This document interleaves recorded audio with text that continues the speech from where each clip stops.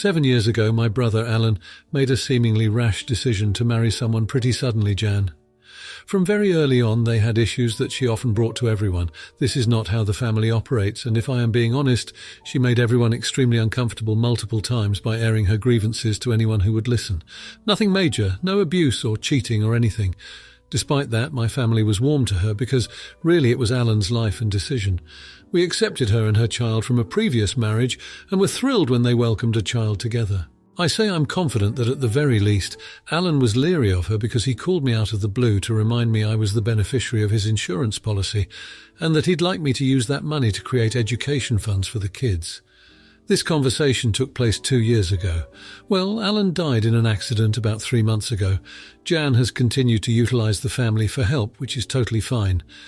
I went through the process with the life insurance company and submitted all needed paperwork, and everything seemed fine. I 100% intend to abide by Alan's wishes. Everything was okay with Jan until recently. Recently, Jan started acting outwardly hostile, accusing my and Alan's mother of stealing Alan's money. Jan, likely with the urging and help of a third party, went digging into information about life insurance and learned that there is a policy, though she could not get additional info as she is not the beneficiary. This appears to be where and when she decided to start acting hostile. She's outwardly confrontational to my mum, not me. I attempted to sit down with Jan and explain things with the help of a translator, believing that perhaps a language barrier and a lack of understanding of how these things work were creating problems. She is not originally from here. She went off screaming about how she's his wife and the money is hers and my mother is stealing from her. I tried to explain that my mother has nothing to do with this and I'm not stealing anything. She wants to hear none of it and seems to waffle between my mother, forced my brother to make her the beneficiary. She's not on it. And there was no beneficiary, there is. She also does not find it acceptable that this money will be going towards the children's educational needs. I don't understand why. She stormed off. I was mortified by her behaviour. I left, apologised to the translator and haven't attempted to speak with her again, although I've seen the children for already scheduled events. So am I the jerk for not sharing this information with her initially? ETA. Several people have mentioned Jan perhaps being concerned about finances. Her finances are fine. Additional funds have been dispersed to her and will continue to be. The children are in no danger, nor is she. Now here are the comments. Comment 1. Not the idiot. I would be worried about your sister-in-law's behaviour and who is this person that is helping her. What are her intentions by being so fixed in the idea that your mother is the bad guy here? I would strongly recommend you have a lawyer to help you and your mother to make sure you have access to your nephew. As for your brother's money, see if you can make a trust fund that the kids will have access to education, but you will get to authorise their spending because I wouldn't pass your sister-in-law trying to take this money since she seems to think this should be hers. Comment 2. If your brother had wanted his wife to know about the insurance policy, he would have told her. He had years to tell her. If your brother had trusted his wife with the money, he would have made her the beneficiary. Okay, so your sister-in-law isn't happy. Well, that sucks for her. Not the idiot and do what your brother wanted. His widow sounds greedy and volatile. Don't let her get her hands on the money. You know, she could just be glad that her husband was looking to secure his kids' education in case something happened to him. Comment 3. Not the idiot. But was there another policy left to his wife in case of death? Is the house paid for? Does she work? Who knows his reasoning? But I'd be upset if my sister-in-law had insurance money sitting in savings for 15 years for my kids' college, but I no longer had my husband's income to help with the costs of raising them. Not the idiot. Now for the next story. My youngest daughter recently turned 12 years old. It was a rare occasion where all of the grandchildren were together. My older sister was visiting from another state for the weekend with her college-aged daughter, and we came to an agreement with my late brother's ex-wife so that his children were with us for a few hours. That's all to say there are a lot of moving parts to getting this entire family together. There have also been several deaths in the family in the last year.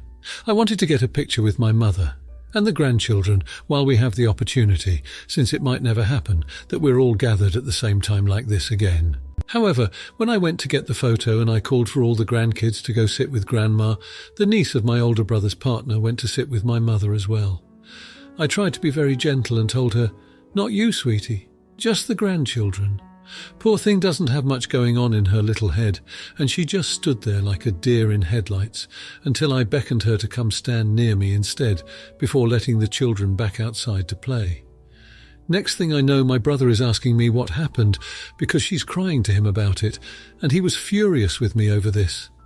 Instead of trying to understand my reasoning, I gave him that I don't want some random child in what might be the last photo of Mum and the kids.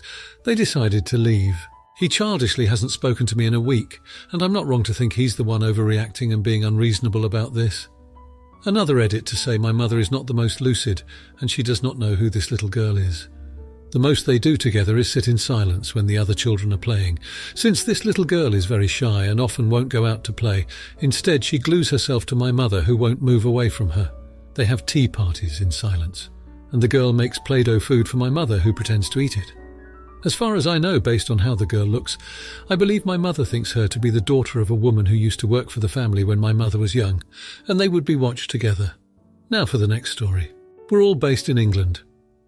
My girlfriend's cousin has been planning a wedding in Italy for next May for the last couple of years and has asked my girlfriend to be a bridesmaid.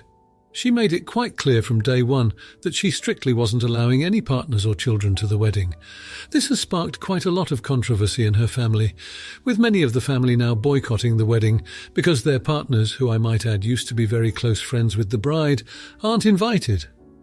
I took this quite personally for a while myself, before realising it more than likely is just down to cost and numbers. But nevertheless, I have always said to my girlfriend that if she wants to go, then I'm happy for her to do so. If she doesn't, then I'll also respect whatever choice she makes. I'm not a huge wedding lover anyway, so our grand plan was to still travel to Italy and have a holiday out of it, myself and our little boy, who will be 1 year old, just exploring for the day she's at the wedding. At this point, financially, we were in quite a good place to do so. However, this year we've hit quite significant financial difficulty. Our 7-month-old son is growing in and out of clothes at the blink of an eye. I left my job in the springtime to pursue starting my own business. I invested my savings into starting it up, and business has been going well and I've been surviving, but I'm not at too stable of a salary just yet. And then in the summertime, my girlfriend, while on maternity leave, found out she was being laid off due to budget cuts. She got a fairly small payout and has since used a chunk of it to pay off some debts and buy things for our baby, while my finances have been covering the household bills, car finance, fuel, etc., while I have a few small debts to pay off as well. We've had to also sell her car and share mine as we couldn't afford to run 2 cars anymore. She wants us to go on holiday next March for our son's 1st birthday, which I'd love to do. But I've had to say we might not be able to, so she's mad about that. Then there's also Italy to pay for in May, that I've told her I'm struggling majorly at the minute to forecast for. I've tried to raise my concerns with her over the last few months about the travel costs for the wedding, but she's not really been responding. Then we got into an argument a few days ago where I raised it and she still hasn't discussed it with me because I honestly think she is expecting me to pay it. Had I have actually been invited to the wedding myself, then I feel like things would be different and we could compromise on some sort of cost or saved very harshly for it. But I feel quite put out while already in financial difficulty, paying for her just to go to a wedding, as otherwise if it wasn't for this wedding, we more than likely wouldn't have been planning a trip to Italy in the first place. I have always wanted to go to Italy, but I'm struggling to enjoy the idea of going next year solely for a wedding when we can't afford it. Am I the jerk? Now, for the next story. My brother, his wife, and their 2 kids are on vacation with me and my family. My niece started her period a couple of days in, unfortunately, and she uses cloth pads. This is fine. I've heard that it's better for the skin and such. However, the issue comes that she's soaking her pads in the shared bathroom every day. She soaks them and when they need cleaning before tossing them in her wet bag. So she'll go to the bathroom, change, toss it in the sink, and then leave while it's soaking and go and do other things. Several times now I've gone into the bathroom to see her pads floating around in a bloody bath, and it's nauseating. I also hate the fact that we're washing our hands and brushing our teeth in a sink that has had her period blood in. I spoke to my brother about it, but he seemed unbothered. Once he himself came into the bathroom and cleaned it for her because I was, in his words, bitching about it. He seems happy to indulge in this behaviour. I was getting nowhere speaking to him, so I spoke to my niece directly. I first asked her not to which her reply was, "Use the other sink." And when I told her it really wasn't appropriate, she told me she didn't care and that I was letting my internalised misogyny shine through. I stopped the conversation, but she told her parents that I was making her feel ashamed, and they have both taken her side. I've decided to let it go, but the tension is still thick. Am I really that much of a jerk? Now here are the comments. Comment 1. They are wrong if they are expecting you to accept this in a shared space. While the niece should not feel ashamed for her choice in reusable sanitary devices, she is crossing boundaries when she expects that others exposed to that in a shared space to have no emotion or response to it. You are correct. It is not sanitary. It is off-putting, and being grossed out by that does not make you sexist or a misogynist. It makes you a normal human reacting to normal stimuli that would be normal to elicit a response of disgust. The best way to draw an analogy to this to completely deflate their misogyny counter is this. How would they feel if you chose to use reusable condoms and soaked the used condom with all the bodily fluids in a bathroom sink that they would see when going to the bathroom and be forced to use a different sink afterward? Or later. Think about as they were brushing their teeth using the same sink. If they reply with anything other than disgust or a newly realized empathy to your situation, then they are lying. Comment 2. Not the idiot. She can use the bathroom tub at least. Maybe buy her a bowl or something to use for the bathroom or laundry room. I'm so tired of crazy people thinking that because things are natural, it means that no one should have decency or basic hygiene. Imagine if I had constant wet dreams. These are very natural for men, especially teenagers, and so I decided to wear socks over my weenie every time I go to sleep. Would all the people calling the OP and AH think it's cool if I put my cum-drenched socks to soak in the sink and left them there for everyone to see? Even though they might have to use the bathroom themselves? The same sink where you brush your teeth? It's natural after all. Comment 3. Not the idiot. There's nothing misogynistic about not wanting to have menstrual soup in a shared sink. Your brother and his wife are doing their daughter a great disservice by not teaching her how to handle her menstrual supplies in a hygienic manner, and a manner that is considerate of others. Your family shouldn't have to deal with this. Sharing space successfully means minimizing your impact on others. And just by rendering the sink unavailable to others, she's failing at that. She needs to be soaking her pads in a covered container that doesn't deny others full use of the shared facilities. Now for the next story. I work at a small candy store in a mall. Over the past few months, a woman named Rose, late 30s, started bringing her little girl Ava, 5 or 6 years old, in between 6 days a week. Ava is sick. I honestly don't know what it is, but I know it will most likely be fatal. She's still the sweetest little girl and we all adore her. We all have little goodies stashed away for when she visits, and I think we've all babysat her for a few minutes if Rose has to run to the bathroom or pick something up. Ava is very well taken care of. The vast majority of the time she's here, she's in a stroller and it always has toys, snacks, drinks, medicine, a change of clothes, spare diapers. She's not potty trained and everything else she needs. Rose has to work from the office every Friday. I don't know who watches Ava during school hours, but on Fridays after school, I always see Ava being dragged around by a group of teenage girls. If they come in, Ava is always very clingy with me and my co-workers. They very rarely have Ava's stroller, and when they do have it, they never put any supplies in it. Over the past 3 weeks, Ava always came in with a dirty diaper, and the girls never had anything to change her into. I've had to take her to the family bathroom, buy her diapers and a snack. She's always hungry when she comes in on Fridays, change her myself because they always refuse to, and take her back to be dragged around by her sister and her friends. She cries when she has to leave the store with them. I've been thinking of telling Rose about what we see on Fridays, but her older daughter is probably just a kid herself, and I'm not sure if I want to get her in trouble. Would I be the idiot if I told Rose that her older daughter may be mistreating Ava? Now here are the comments. Comment 1. You would be an idiot if you don't tell the mother. It's actually very bizarre that you were interfering to the point where you were changing the girl's diapers and feeding her. You are a candy store employee, not a family member. How on earth would you get into a situation where you're instructing them to change her diaper and feed her and they refuse, so you do these tasks?